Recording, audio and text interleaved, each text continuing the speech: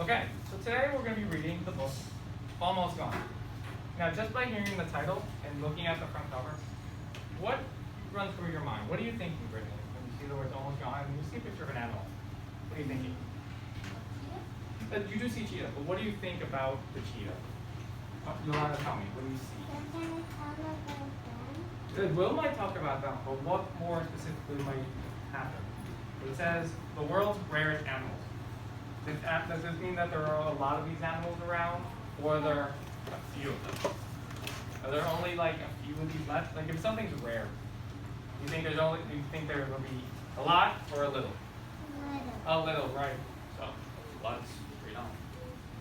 Introduction. There's a bird perched outside your window. A small bird with a black head, a white throat, and a gray body. It is a chickadee. Suppose this bird and all other chickadees in the world died out, became extinct. Would it matter? Well, you'll never see that chickadee sitting outside your window, or flying, or feeding its young, or building a nest. You'd never again see or hear a chickadee chirping, and that would be sad. But there is much more to it than that. Chickadees eat insects. Without chickadees, there would be more insects. Some of the insects would attack the plants in your garden. Others, such as mosquitoes, carrying diseases that might be you sick. Chickadees also eat fruits and berries. Their droppings spread and fertilize the seeds.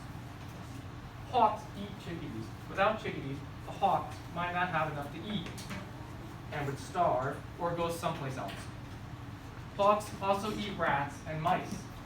Without hawks, there would be more rats and mice. Each chickadee carries thousands, even millions of tiny mites, lice, and bacteria on its feathers and inside its body. Many of these creatures can live nowhere else. Without chickadees, they would die.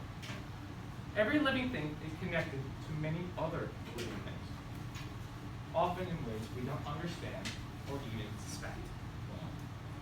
Once an animal or plant is gone, listen to this very carefully, it never comes back. Never comes back. All the living things that interact with it will never be the same. Some of them won't be able to survive themselves. Chickadees, as it turns out, are not in great danger, but many other animals are. All over the world, people are building roads, cities, turning open land into farms and ranches, and polluting the air and water. This has put millions of animals at risk. Some are critically endangered and may soon become extinct. Some can be saved if we act quickly to help them. For others, it's already too late. Here are a few animals that are almost gone. So, now that I read that to you, and I just said there were a lot of animals, if an animal is gone or a plant's gone, they never come back. Now, what do you think about this? Now that you saw the title, Almost Gone. If an animal is almost gone, will they come back? No. They might all not come back because they're very few. So here's the little picture of the little chickadee, and here how one animal can affect all the rest.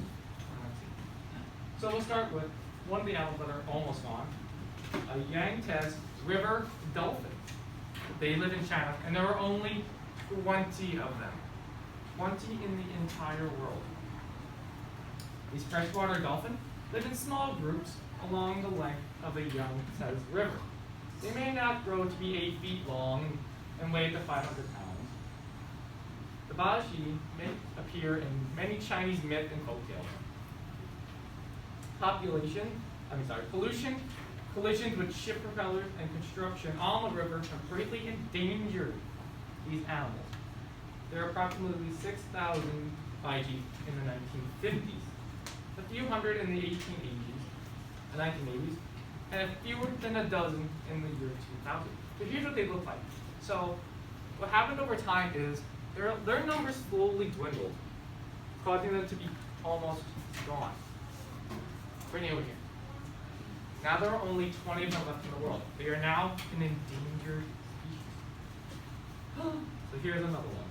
Asme rabbit, which live in India or Nepal.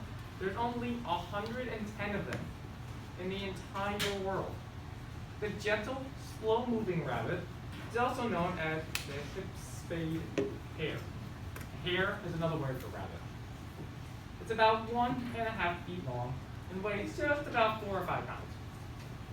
This rabbit lives in the tall grasses and the foothills of the Himalayan mountains. They eat roots and young shoots of this grass. The destruction of this habitat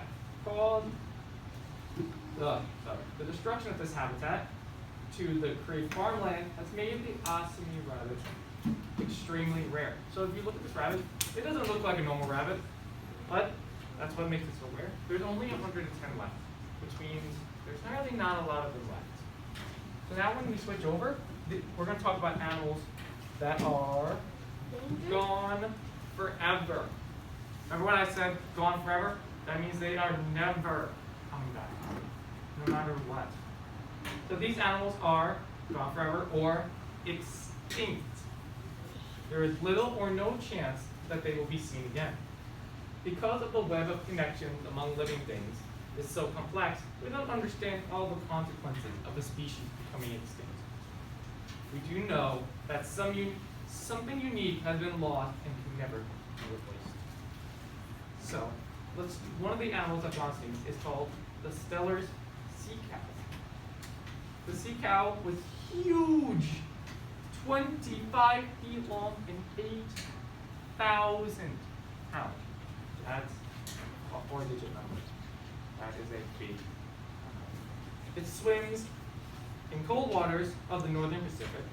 Trappers collected sea furs, hunted the Steller's sea cows for food, and the last of the Steller's cows died just 27 years after the first being discovered by naturalist George Steller.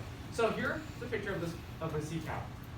This is an animal that you can only see in maybe a book or maybe a video, but you will never see one if you ever went and swam in the ocean or went to an aquarium, because they're gone forever.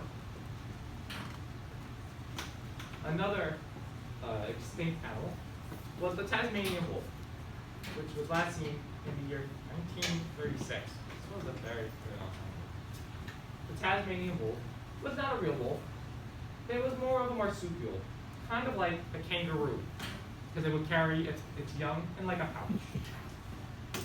It was named after the island where it was last seen, and unfortunately it was hunted to extinction by ranchers trying to protect their sheep.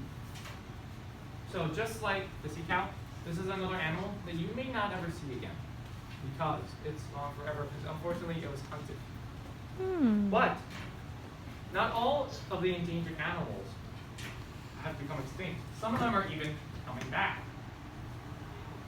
People have protected habitats of animals, they have stopped people from hunting them, and they're helping their food supply. So let's look at one of the animals that I had. One of the animals was an Indian crocodile. The Indian crocodile can measure up to 20 feet long, making it one of the largest crocodiles. Its thin snout is filled with sharp teeth to catch fish. Some people believe that the nose of the crocodile has medical properties. So, in 1970, there was only 100 left of these animals. Now, there are many, many more. So just like this, if you look, you have 3 different kinds of animals here. These are just 3 examples of animals that are not extinct, but are coming back. These animals means their population numbers are going up, not going down. So, when I read this, I read to you about 3 different kinds of animals. And animals over here. We have animals that were almost gone, animals that were extinct, and then I have animals that were coming back. Someone raise their hand and tell me, what does it mean if the animals are almost gone? Anna Maria, tell me something. It was a bird. No, but tell me about the animals. If the animals are almost gone, what happens to the number of animals that were there? Like, say there were only 10 dogs left. What would happen? What happened to these animals? Sorry, I'm not really phrasing that right. So, Yolanda, you had a question. What was it? The animals are almost gone. What does that mean about the number of animals that are here?